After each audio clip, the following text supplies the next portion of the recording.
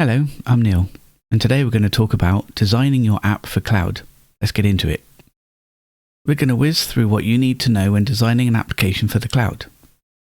Components, communication, dependencies, application isolation, automation, and finish off with saving money.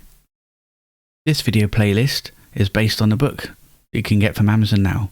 Subscribe to get updates to new videos.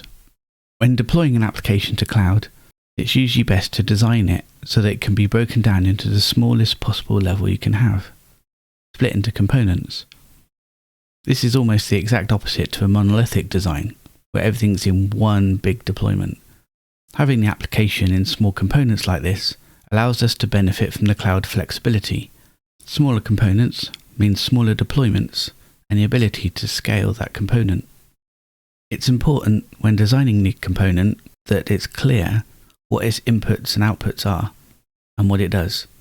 Not only does this help with testing, it also helps with communication. With the application split into components, those components will still need to interact with each other. By having a written contract, which is just a fancy way of saying what each component expects and what it replies with, we can have components linked up together with a number of technologies. They can either call each other directly through APIs, or they can have some intermediary system like a queue or a database.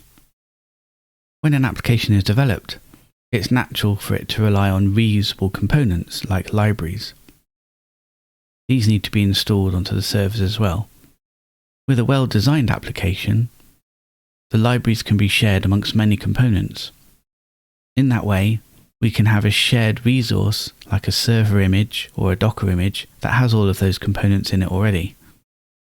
Care must be taken that these components are kept up to date as well. We call these components dependencies. As the application is broken down into smaller components, we also need to ensure that there's some way to isolate the communication between those components when they're running on the same box, be that physical hardware, a virtual machine, or a Docker container. This is important to avoid the situation where, for instance, as a developer, you've got all the components running on one machine, whereas in production, they're split out onto different resources. That backdoor that you're using to communicate between the components might not work anymore when it's in production. So to help the developers, we can enforce application isolation. By running the container components in their own individual Docker container, we can ensure that they're not communicating with each other except through the communication methods that we've mentioned previously. If the component's small enough, then we can utilize serverless. This is where we use the cloud operator's image instead of our own. As long as that image contains all the dependencies that our application requires, it should be good to go. Clouds have the facility of automation and self-service. This enables us, as developers, to deploy stuff to the cloud without having to talk to another person. Imagine how annoying that would be if you had to speak to somebody on Amazon on the telephone every time you wanted to deploy something. They work hard on their consoles and their self-service portals so that we don't have to do that. If you're in a DevOps role, then you probably don't want to be in the way of the developers doing what they want to do with the cloud either. Give them the tools so that they can help themselves. And finally, saving money. Moving to the cloud can be expensive if it's done wrong. I'm sure you've heard of many scare stories where somebody's deployed something to the cloud only to find they got a huge bill a month later. By splitting things into components, this can help and both hinder. So you have to scale for the correct resources that we need. You don't want your microservice running on a whole VM if running it on a single container is sufficient. Likewise, if you're going down a serverless route, you don't want your container service or program to be running longer than it needs to. When deploying to AWS Lambda, you are charged for the time that the service runs for. If it's running as a service and just sitting there for something to happen, it'll get killed after a while. Something like 15 minutes is the default.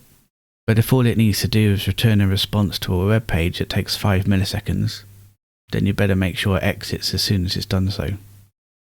For more on saving money, check out my blog. So in summary, for a cloud-designed application, it should be in small components. have clear communications with the other components, have clearly defined dependencies so that we can make sure that they're installed on a virtual server or container, utilize application isolation so that when we're testing locally, we know that they're not taking any shortcuts, use automation and self-serving portals so that we can reduce the friction of deployment, and design it in such a way that it saves us money. We're not paying for resources that we don't need.